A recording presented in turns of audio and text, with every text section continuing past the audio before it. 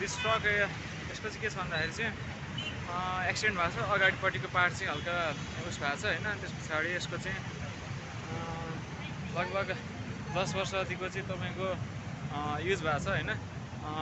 ल अगाडि सायद इन्जिनहरूको मेन्टेनेन्स गरे पछाडि चाहिँ सायद तपाईँको यो चल्न सक्छ।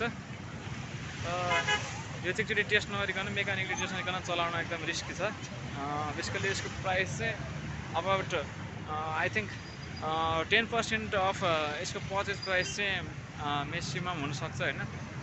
So please so please participate in the bidding and thank you.